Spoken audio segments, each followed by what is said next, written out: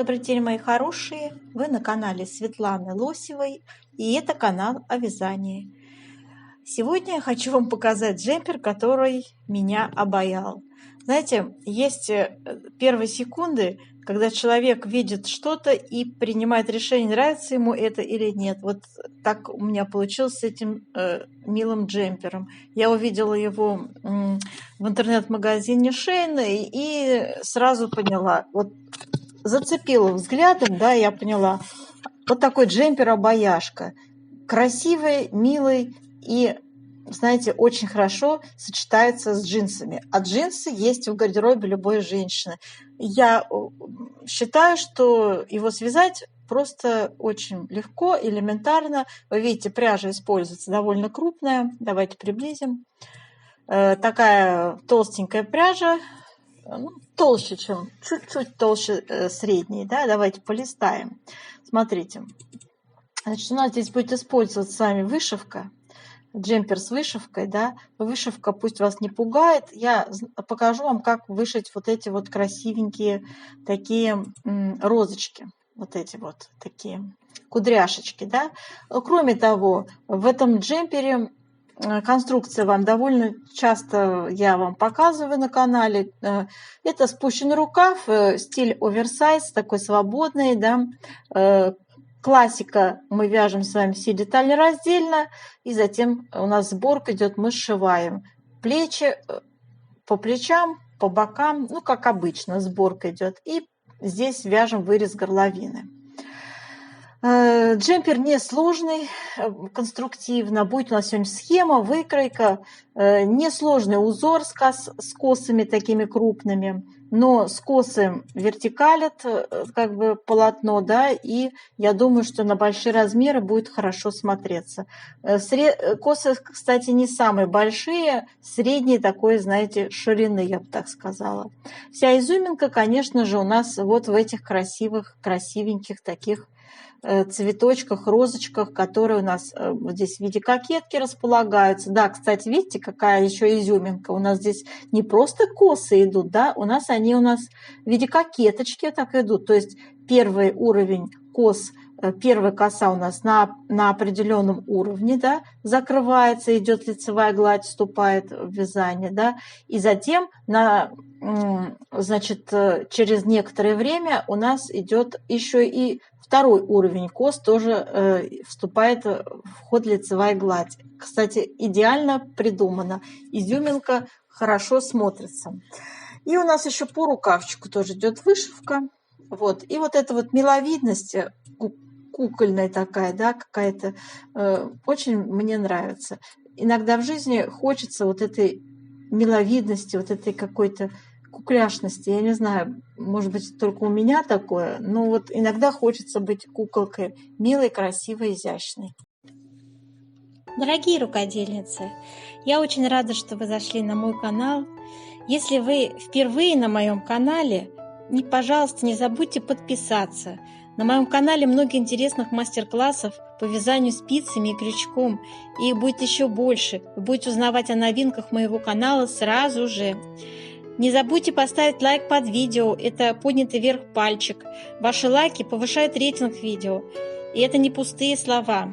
И к тому же, так видео попадает в вашу папочку понравившихся. Куколкой и в таком джемпере, даже просто в джинсах, как бы, да, рабочая одежда, но вы будете куколкой, милой, такой изящной и симпатичной, даже несмотря на ваш возраст, на мой взгляд. Так, я вам полистала, здесь очень хорошо видно, да, что у нас косы идут по центру переда и спинки. На спинке я тоже делаю косы, а здесь вступает с двух сторон лицевая гладь. Также мы будем сегодня конструктивно делать расчеты, и у нас будет с вами использоваться размеры 42, 44, 46, 48 и 50, 52. То есть мы сегодня с вами составим проект для вязания вот на эти размеры данного джемпера. все подробно расскажу, как расположить узоры, как рассчитать петли. Мы свяжем образец, и, конечно же, всегда у нас начало – это выбор пряжи. Все с этого начинается, выбор пряжи и спиц. И давайте сейчас, девочки, я вам как раз на этом более подробно. Возвращаемся сейчас к пряже и спицам. Итак, для вязания джемпера предлагаю я пряжу Ярнард Merino Deluxe 50. Пряжа турецкого производства, 100 грамм, 280 метров. В составе 49% шерсть, 51% акрил. Очень хороший 520 цвет, такой, знаете, молочный цвет, приятный, жемчужно-молочный. Спицы я использую 4. Вот так выглядит наш узор. Наша коса на фоне лицевой глади. Ну, там их несколько кос будут идти, да. Просто я связала одну косу.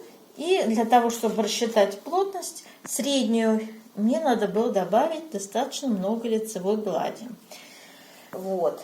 Как альтернативу хотела бы вам предложить пряжу вот такую Alize Superlana Classic. Здесь 25% шерсти. У нее такой же метраж, 100 грамм, 280 метров. Вот. И, в общем-то, она тоже идеально подходит. Если я сравню вам сейчас ниточки, то вы даже не поймете, какая из них какая. Видите, они одинаковые по структуре и одинаковые абсолютно по толщине. У них различие лишь в составе. То есть вот в первой пряже больше состав шерсти. А так будет один в один смотреться. Я не могу сказать по цене, но ориентировочно, что вот эта Суперлана, она, конечно, дешевле. Ведь в ней же меньше шерсти. У шерсти с мериносовой шерстью, у вот этой пряжи Ярнард очень мягкая структура. Она абсолютно мягкая и абсолютно не колется. Я ее могу носить на тело прямо сразу. Она очень мягкая и очень эффектно, красиво смотрится. Итак, я еще, девочки, хотела вам показать, как розочка у нас вот с розочкой. Видите, тоже как интересно получается вышита эта розочка. Вот одна, вторая розочка. Красиво, правда? Вот. Я только лепесточки не стала вышивать, но там вообще все элементарно по логике вещей. А так вот я вам покажу, как технически выполнить такую красивую кудрявую розочку. Сейчас я покажу вам, девочки, схему узора. Схему узора я нарисовала 14 рядов в высоту у нас, и коса занимает 8 петель. Вот. 3 изнаночные между косами идут. Мы будем с вами вязать образец, вы это поймете. Пустой квадратик – это лицевая петля, и вот эти вот знаки обозначают перекрещивание 4 петель налево. Все время перекрещиваем. 4 петли налево. Это несложный узор, очень простой узор. Мы часто такой используем в своих мастер-классах. Я на своем канале часто это все показываю, поэтому я не думаю, что у вас будут какие-то сложности. Делайте скрин-экран, девочки, и делайте фото данной схемы, кто хочет вязать. Давайте сейчас выкройку посмотрим. Вот такая выкройка у нас. Это просто образец, то есть чтобы вы конструктивно понимали, как вяжется, да, то есть у нас прямоугольничек, спинка перед, рукавчик со скосом. Все сшивается. Здесь не показан вырез по спинке, он тоже будет. Вырез горловины по спинке тоже небольшой будет. Здесь у нас идет планочка, да, какая-то, в общем-то, конструкция очень обычная, классика, со спущенным рукавчиком. И у нас будет описание, я его составляю каждый раз. Вот она у нас так выглядит, я его выкладываю под видео, девочки. Здесь очень все доступно и понятно. Я излагаю, вся последовательность ваших действий при вязании здесь изложена. Что делать, сколько набирать, как располагать узоры, я показываю в сегодняшнем видео в мастер-классе. Вы посмотрите. После того, как свяжем образец, я показываю вам схематично распределение узоров. Так, ну как сделать вырез горловины, здесь подробно расписывается, на какой высоте начать и как закрыть, по какой последовательности петли. Все. Спинка у нас такая же, как и перед. Все разница только в вырезе горловины. Рукавчик. Самое сложное это скос. Я в сегодняшнем рассказе вам поясню, как скос считать. Это тоже не очень сложно, совсем не сложно. Вводится понятие вертикальной плотности, все становится доступным и понятным. Ну а потом в сборке вообще плечевые швы делаете, на круговые спицы набираете петельки и вяжете планочку по вырезу горловины на высоту около 3 сантиметров. Вяжете ее, хотите резиночкой 1 на 1 использовать, хотите 2 на 2, по желанию, девочки. Ну, а потом остается вшить рукавчики, боковые швы. В общем, все как обычно. Все стандарт, скажем так. Описание стандарт. Ну, а сейчас давайте приступим с вами к вязанию образца узора и расчету плотности. Для вязания образца я набрала 36 петель, девочки, и сейчас я вам расскажу, как вязать первый ряд.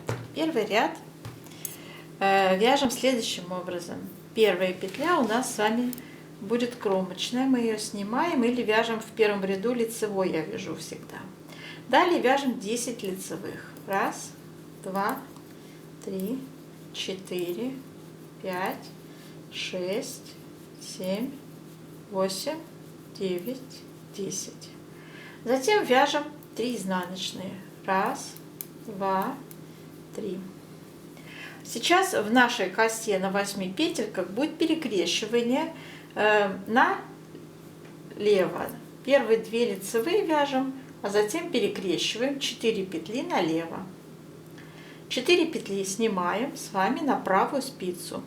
Первые 2 петли перед работой, следующие 2 за работой. Поменяли их местами и все 4 провязали лицевыми. Остались в косе еще 2 лицевые. Так, дальше вяжем 3 изнаночные и 10 лицевых. 1, 2, 3, 4, 5, 6, 7, 8, 9, 10. Кромочную я вяжу изнаночной. Связали. Переворачиваем. Четный ряд вяжем, как смотрят петли. Третий ряд вяжем 10 лицевых,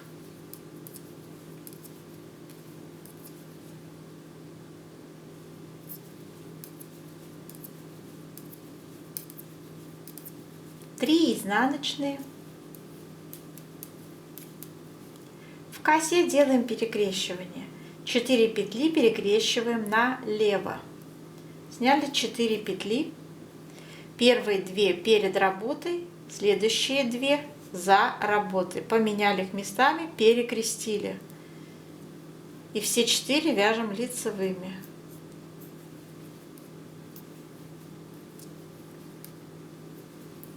И следующие 4 петли также перекрещиваем налево. Сняли 4 петли на правую спицу, первые 2 перед работой, следующие за работой 2. Поменяли их местами, все 4 вяжете лицевыми. Так. Далее тут у нас 3 изнаночные и 10 лицевых.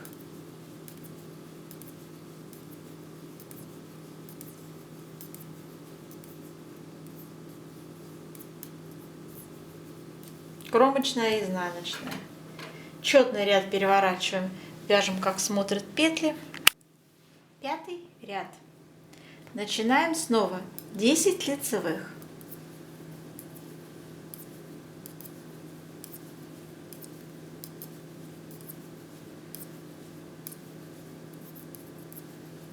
Три изнаночные. В косе сейчас будут перекрещивания у нас с вами следующим образом выглядеть. Первые 2 лицевые просто вяжем, следующие 4 петли перекрещиваем налево. Сняли 4 петли на правую спицу. Первые 2 перед работой, следующие 2 за работой. Поменяли местами, вяжем 4 лицевые. Осталось еще 2 лицевые. Раз, два. Так, и далее остается 3 изнаночные и 10 лицевых.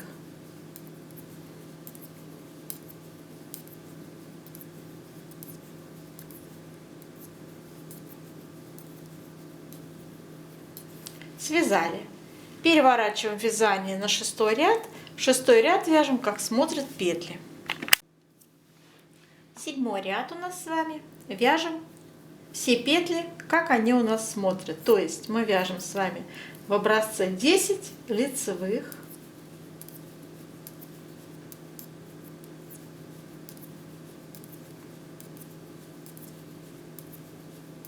Три изнаночные. 8 лицевых в косе.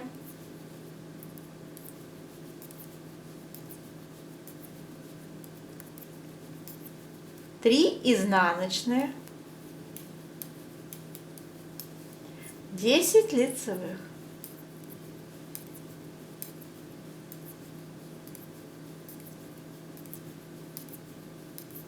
Изнаночная, кромочная.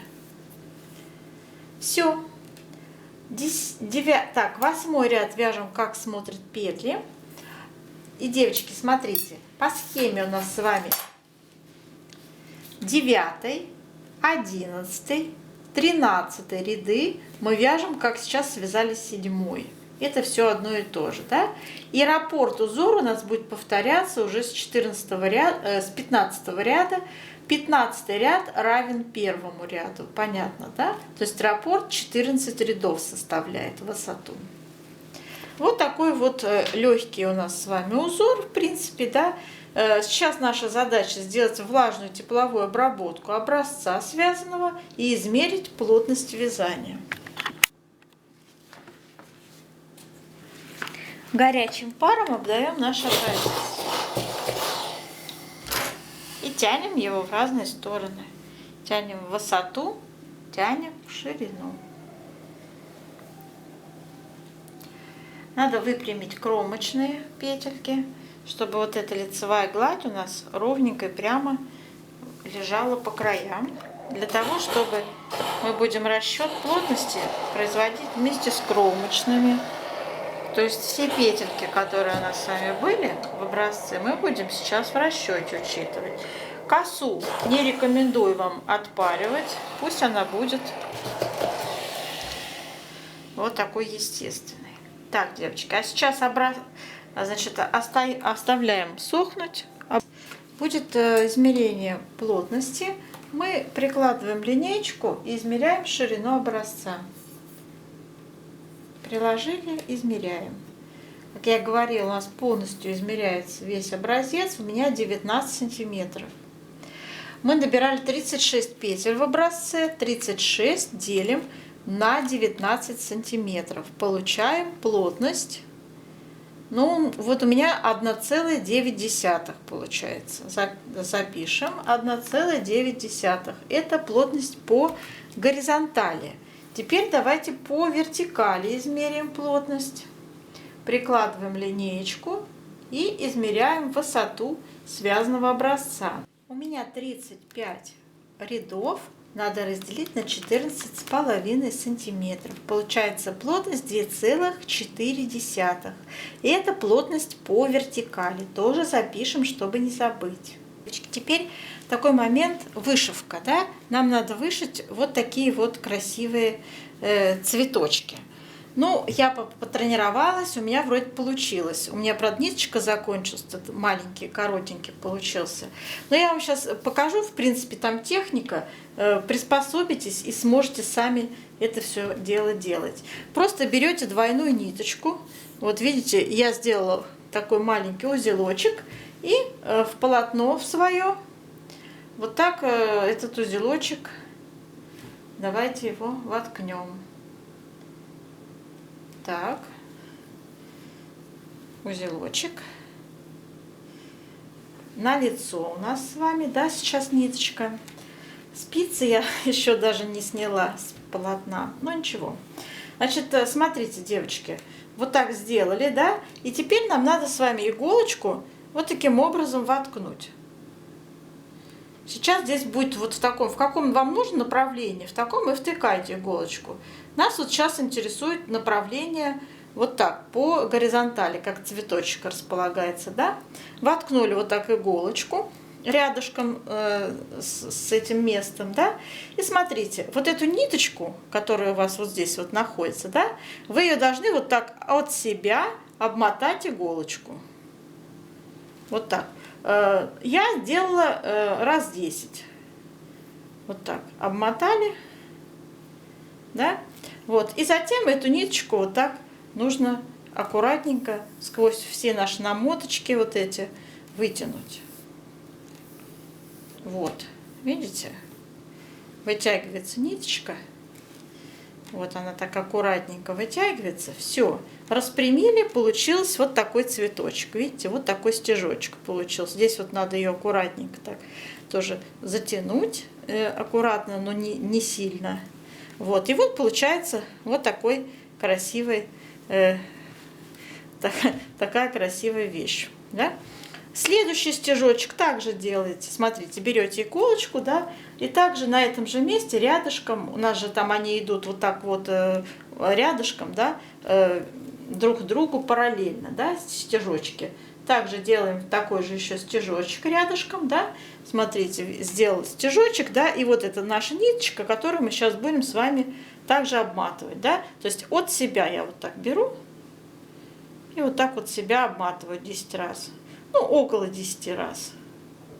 Я не считаю, если честно. Вот обмотала, да, и опять вытягиваем ниточку. Оп, тянем. Аккуратненько тянем. Ничего страшного, она тут легко тянется. Ниточка у меня двойная, можно одинарную, это ваш на любитель. Так, сильно не затягиваем, да. Вот, все. Располагаем их параллельненько. Вот они у нас уже красавицы вырисовываются. Вот здесь надо затянуть ниточку, чтобы они на одном уровне были аккуратненько. Так, вот такие вот у нас с вами получаются уже лепесточки у розочки. Розочка такая. Так, и третий то же самое делаем. Также ниточку рядом воткнули. Третий стежочек рядышком. И также сюда вытащили ниточку, да, вот располагается у нас вот так удобно. Берем нашу ниточку, да, и вот так делаем завитушечки. Раз 10. Чтобы вам хватило на целый цветочек, надо побольше ниточку брать. Так, и все, тянем опять. Тянем, видите, тянем. Затягиваем. Все, затянули. Вот, видите, розочка какая получается красивая. Так, теперь нам надо с вами, вы видели, розочка вот еще в этом направлении идет, в вертикальном направлении идет розочка. Это в горизонтальном мы 3 розочки сделали, а вот в вертикальном еще вот так сейчас будем делать. Давайте попробуем. Конечно, я не мастер по вышиванию, но такую розочку мне хочется вышить. Так. Вот так, значит, наверное, вот эту ниточку надо вот сюда протянуть, я так по логике рассуждаю, да, в начало нашего стежка. Так, протянули. И давайте здесь сделаем тоже такой вертикальный стежок. Делаем стежок вертикальный. И также обматываем ниточку. Вот таким образом иголочку обматываем раз 10. Можно придерживать, можно не придерживать, они все равно ровненькие получаются. Так, ну и вытягиваем. Опять вытягиваем нашу ниточку аккуратно. Вот так. Сейчас посмотрим, что там с вертикальной нашей получается штучкой. Так. Ну вот у нас и вертикальная получилась штучка. Сейчас это все надо красиво закрепить, чтобы это все так не болталось, да. Я, наверное, в первый цветочек сейчас закреплю эту ниточку аккуратно. Так, вышивка наша получилась с розочкой. Вот. Что-то похожее, да? Вот такая розочка. Ну а здесь вы сами уже вышьте лепесточки. Это вообще самая легкотня. Самое сложное это была вот такая розочка. С изнаночной стороны посмотрим на нашу розочку. Вот тоже все в принципе аккуратно, да. Ничего здесь нет такого зазорного. Закрепляем нашу ниточку аккуратненько. Так. Ну, 2 разочка сделайте. Стежочки такие. С изнаночной стороны аккуратненько обрезаем эту нашу ниточку. Кончики можно заделать сразу. Так, все. Вот такой у нас с вами получилось. Вот такая розочка получилась. Вот здесь я перестаралась, много слишком накрутила. В общем, надо, девочки, потренироваться, присноровиться. В принципе, неровные вот эти лепесточки у меня получились. Самый первый лепесточек получился самый большой, да. И почаще их, наверное, поплотнее друг к другу надо. Ну, в принципе, я вам принцип вязания этой розочки показала, да. Возможно, что надо потоньше как-то, да, взять ниточку. У меня вот все такое большое, грубое. Возможно, для более тонкого, изящного вышивания нужно не двойную взять, а одинарную ниточку. И получится маленькая розочка. То есть, девочки, я вам хотела показать технику вышивания вот этой красивой розочки, да, а уж там, как у вас получится, вы сами решите. А сейчас, девочки, будем делать с вами расчеты на разные размеры. Вот такой выкройку мы будем сегодня использовать с вами в расчете, девочки. Давайте сразу начнем с размеров, да? Как всегда, 42-44 мы рассматриваем с шириной спинки 50 сантиметров. Ну, спинка и перед у нас вяжутся одинаково, вы понимаете, да? Только различается вырезом горловины. У переда он более глубокий. На 8 сантиметров я его сделала. Если величина не устраивает, меняйте по своему усмотрению. У спинки глубина выреза будет 2 сантиметра. Для размера 46-48 ширину спинки переда берем 55 сантиметров. И для размера 50-52 ширину берем 60 сантиметров. В петельном эквиваленте это 94, 104, 114 петель. Как считала. 50 сантиметров умножаем на нашу плотность, которую мы сами определили по горизонтали. 1,9 петель умещается в 1 сантиметре. То есть мы с вами 50 умножаем на 1,9, у нас получается 95 петель.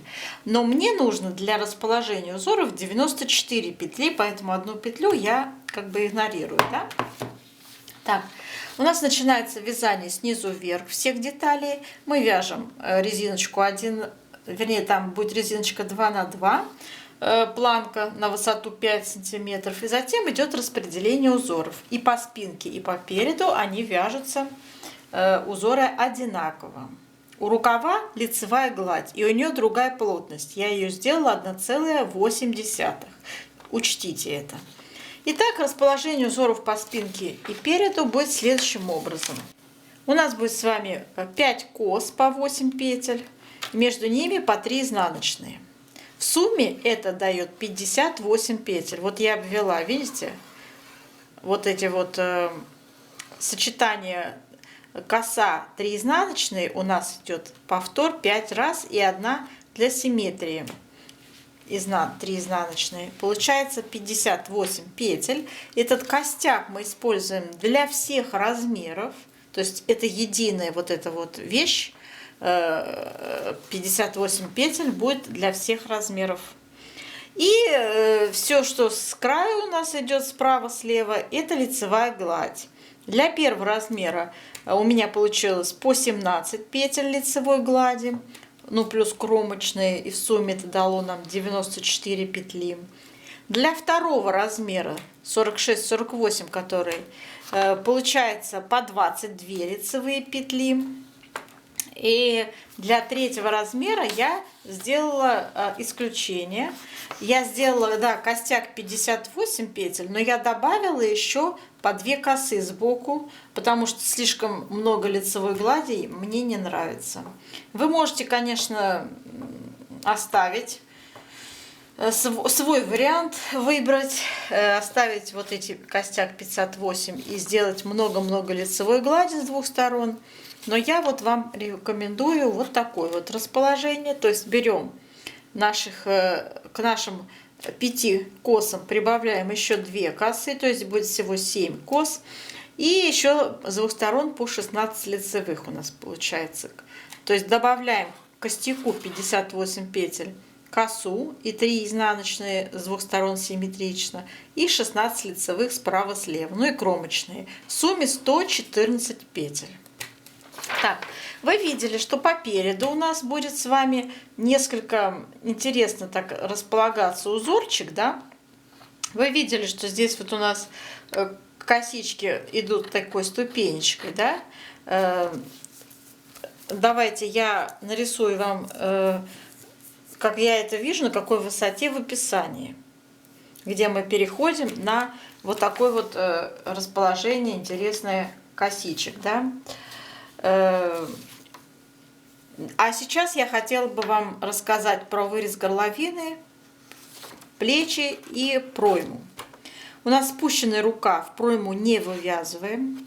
Высота проймы у нас 20 сантиметров первый размер, 21 сантиметр второй, 22 сантиметра третий размер.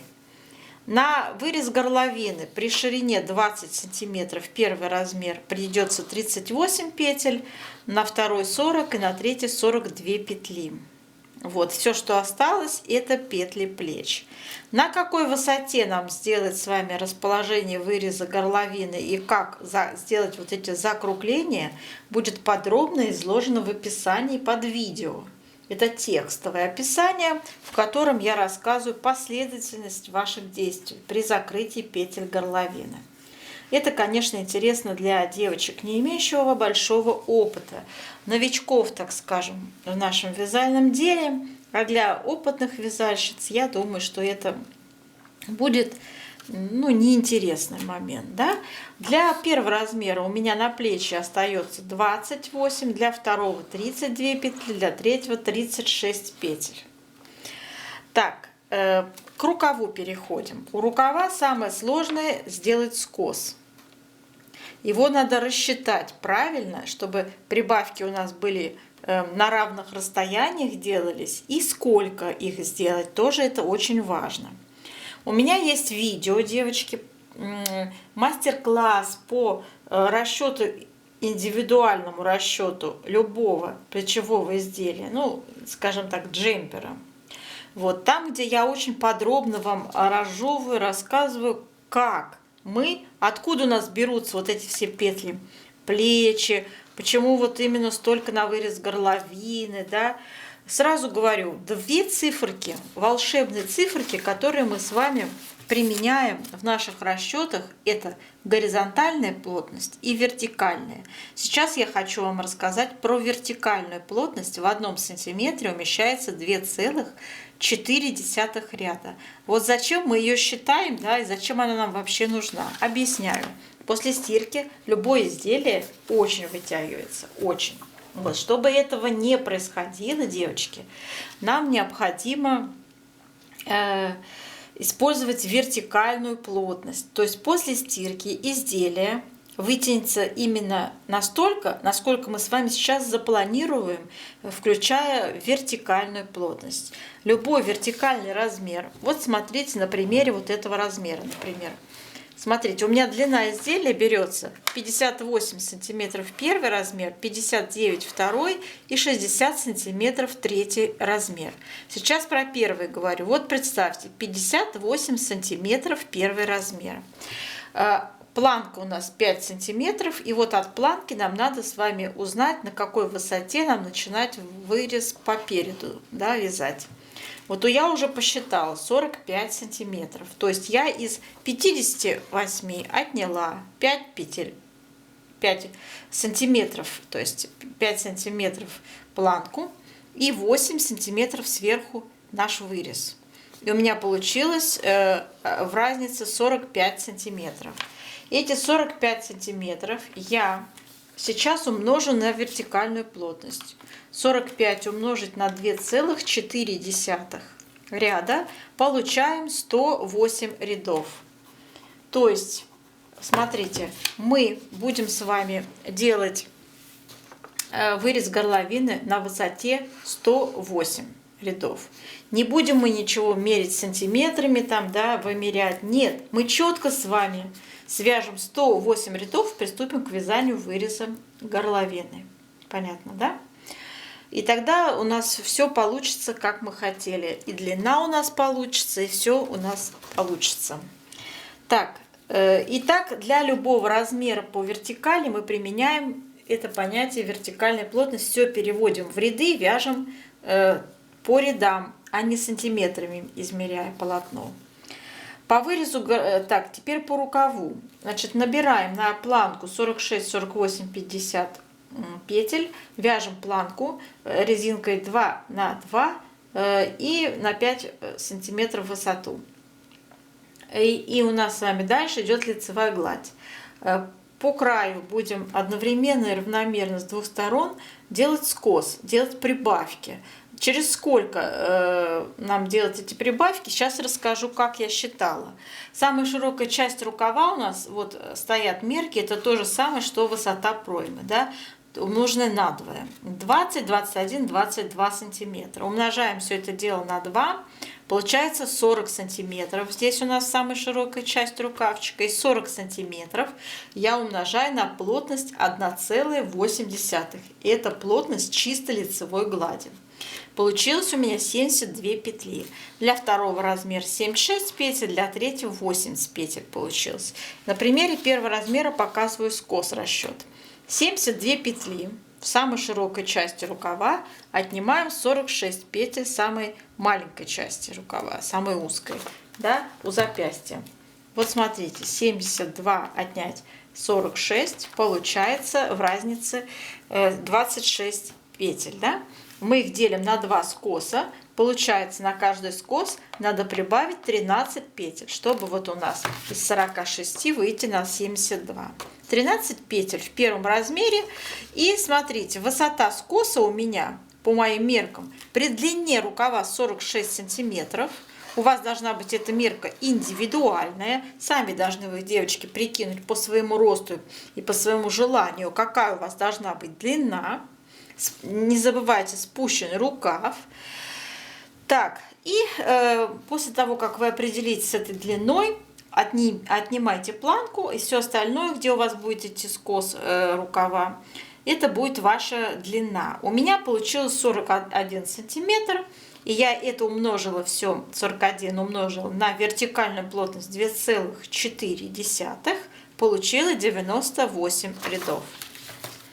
41 умножить на 2,4, 98 рядов. Всегда четное число берется. И теперь эти 98 рядов я должна разделить на 13 петель, которые мне надо прибавить по скосу. 98 разделить на 13, получается число 7,5. Как тут быть? В этом случае рекомендуется чередовать прибавки. Первую прибавку вы делаете в 7 ряду, вторую в 8 ряду. Опять в 7, 8. И так 13 раз чередуя, вы добиваетесь 72 петель у вас на спицах. Понятно, да?